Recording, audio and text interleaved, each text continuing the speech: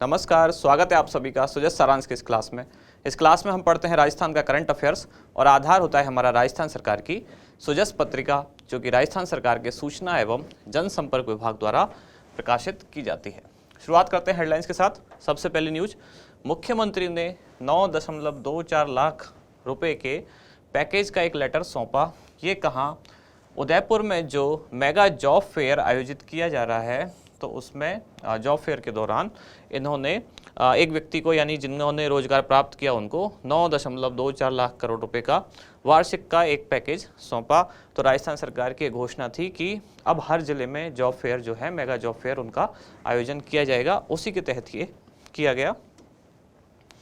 अगले पेज पर बढ़ते हैं। यहाँ हम देख पा रहे हैं कि 2 वर्षों में 1500 केंद्र स्थापित करने का लक्ष्य। तो ये कौन से केंद्र हैं? ये है कस्टम हायरिंग सेंटर। इस न्यूज को हम समझेंगे डिटेल में। ये दरअसल कौन सा एक मिशन है? तो राजस्थान सरकार की योजना थी मुख्यमंत्री कृषक साथी योजना, और इसी योजना के तहत ये मिशन शुरू किया गया है, जिसका नाम है राजस्थान कृषि तकनीक मिशन। मुख्यमंत्री कृषक साथी योजना के तहत कुल 11 मिशन संचालित हैं। उन्हीं 11 मिशन में से एक है राजस्थान कृषि तकनीक मिशन, और उसी के तहत बात की गई है कि 600 कस्टम हायरिंग केंद्रों की स्थापना करने का लक्ष्य कब? वर्ष 2022-23 में, और कुल कितने? 1500 आगामी 2 वर्षों में। ऐसी घोषणा की गई थी बजट 2022-23 में। बढ़ते हैं आगे अगले पेज की तरफ। अगले पेज पर आप देख पा रहे हैं, यहाँ स्काउट जम्बूरी पूरी तरह से छाई हुई है। 4 से 10 जनवरी तक इसका आयोजन होने वाला है, इसलिए अब 10 जनवरी तक हर दिन कभी ज़्यादा कभी कम मात्रा में इससे संबंधित जानकारियाँ आती रहेंगी। कौन सी? राष्ट्रीय स्काउट गाइड जम्बूरी।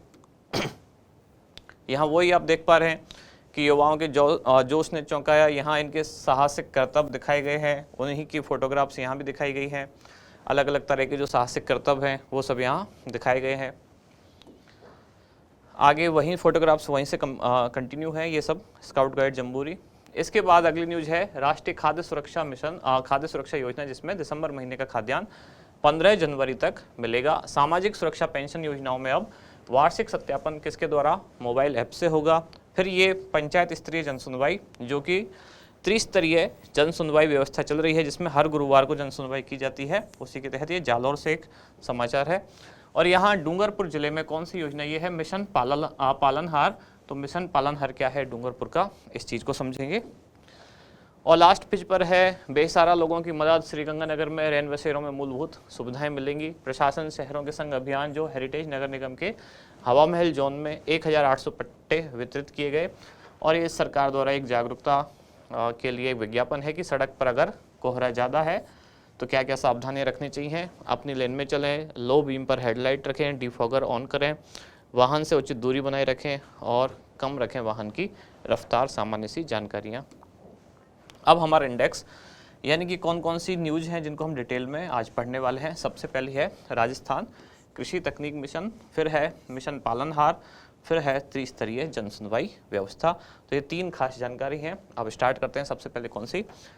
राजस्थान कृषि तकनीक मिशन। तो जैसा मैंने शुरू में कहा कि मुख्यमंत्री कृषक साथी योजना, जो कि बजट 2021-22 में इसकी घोषणा की गई थी, फिर 22-23 में आगे इसमें और कुछ चीज़ें जोड़ी गई, इसका बजट बढ़ा दिया गया।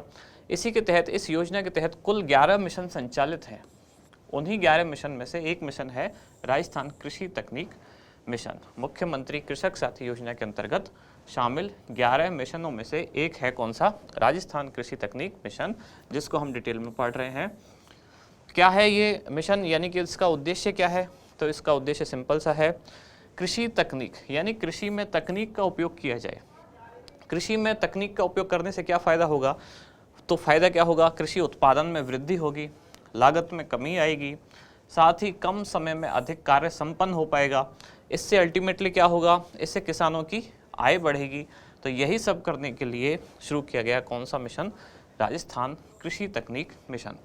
ये मिशन अपने आप में भी एक योजना के अंतर्गत है, और वो कौन सी योजना है? वो योजना है मुख्यमंत्री कृषक साथी योजना। इस योजना के तहत कुल कितने? कुल 11 मिशन है, जिसमें से एक है कौन सा? राजस्थान कृषि तकनीक मिशन।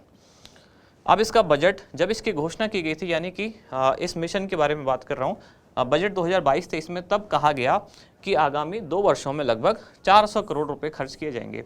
यानी इसका जो बजट है वो एकदम फिक्स सरकार ने निर्धारित नहीं रखा कि एक फिक्स पेमेंट इतना ही रहेगा, यानी कि इतना ही बजट निर्धारित रहेगा। लगभग शब्द का उपयोग किया गया बजट भाषण में, इसका मतलब आगे इसमें बढ़ोतरी भी की जा सकती है और ऐसी संभावनाएं लग भी रही हैं।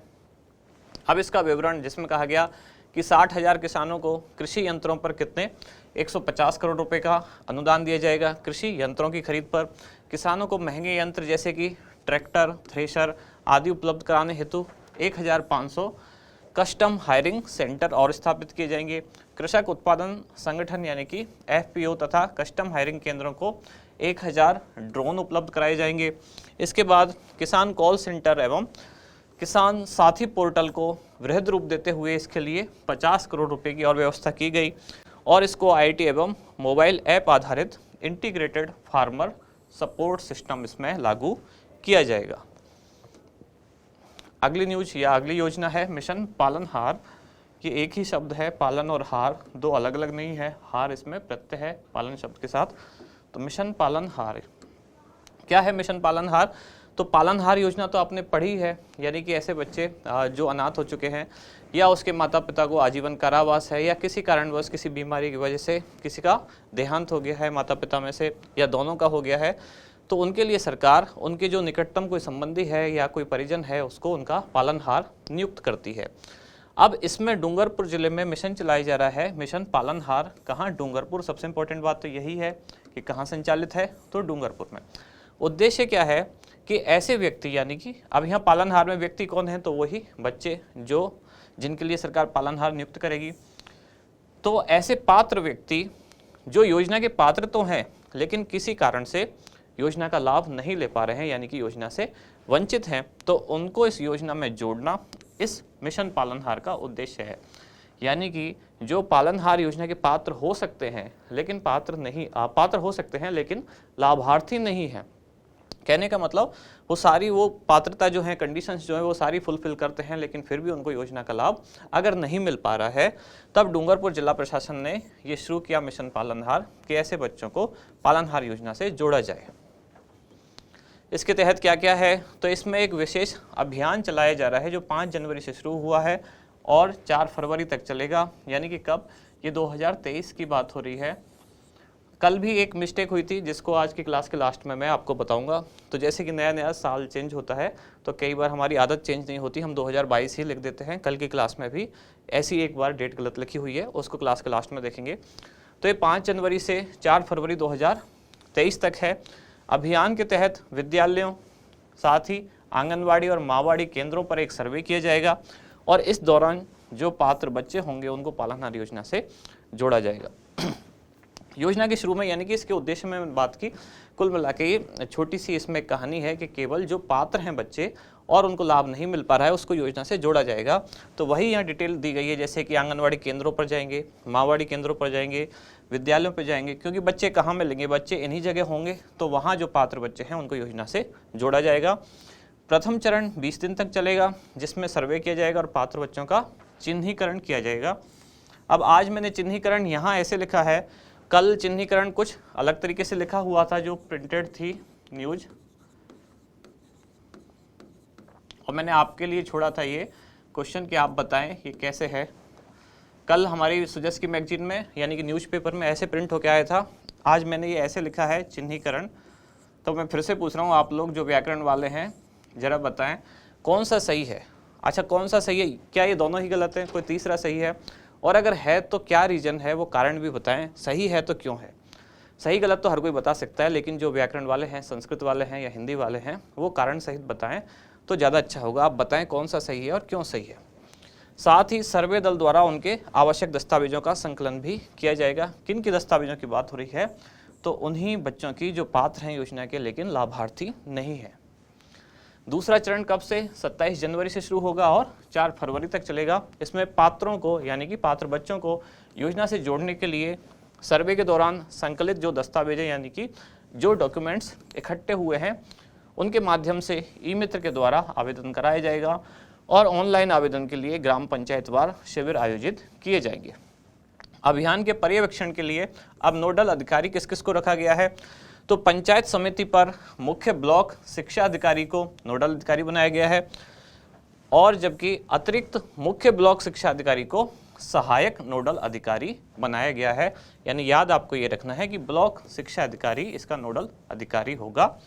अब पंचायत समिति स्तर की बात हो रही है तब मुख्य ब्लॉक शिक्षा अधिकारी और अतिरिक्त मुख्य जो ब्लॉक शिक्षा अधिकारी है उसको सहायक नोडल अधिकारी बनाया गया है। आगे अगली जो योजना है वो है त्रिस्तरीय जन सुनवाई व्यवस्था, यानी कि जन सुनवाई के 3 स्तर। और जन सुनवाई के 3 स्तर कौन कौन से होते हैं?